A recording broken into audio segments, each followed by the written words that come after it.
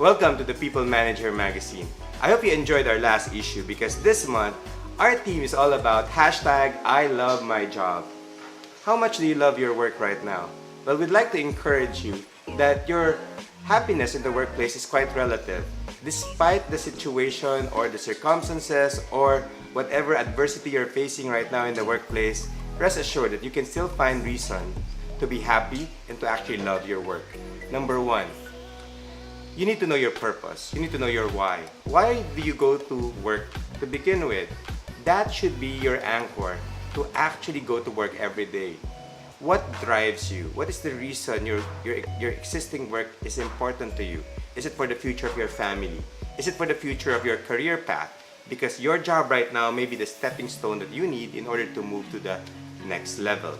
Whatever that is, remember that you have a purpose while you're in your job right now. Nothing happens by accident, and it's important for you to identify that. You need to be purpose-driven, and you'll find motivation to be happy with your work. Number two, it's always a learning experience. I mean, no matter what, whether it's an existing project, a client or customer that you deal with, a difficult one or an easy one, everything and everyone becomes a learning experience for you. Even if your boss does not mentor you that well. Well, if your boss is mentoring you, that's very good. But if your boss is not intentionally teaching you things, by merely observing him, you can consider your boss or your manager as a resource person. You look at the good side and the bad side of things. Whatever you like about your boss is something that you probably need to adapt.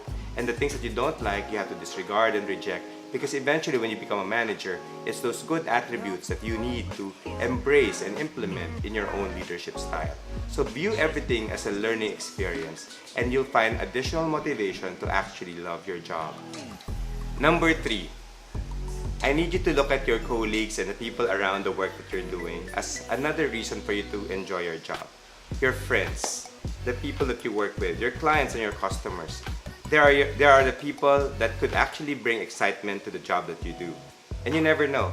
The more relationships that you build with other people, the bigger your network will be. And the bigger your network will be, that they form part of your circle of influence. And the bigger your circle of influence is, the better it is for you in the future. Because you never know. You know what they say in Filipino? Bilog ang mundo. Some of these people can actually be your future boss someday or be part of your team that you'll be leading eventually. Or they could be your customers, or even if you start your own business, they can become your client. So you never know. So make sure that you enjoy building those relationships with people that you encounter within your work. And never burn bridges. Always build relationships and make sure that those relationships last. So there you have it. Those are the 3 tips that we would like to give you in order to love your job. I hope you enjoyed this month's issue of People Manager.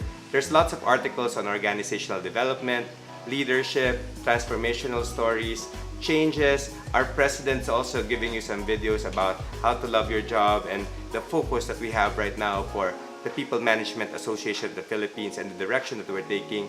We have chapter updates and news about the association. So read up, browse through, and enjoy everything that you see in this website. Because remember, we're still free until the month of March. Eventually, you need to be a member of PMAP to be able to read all the content of the People Manager magazine.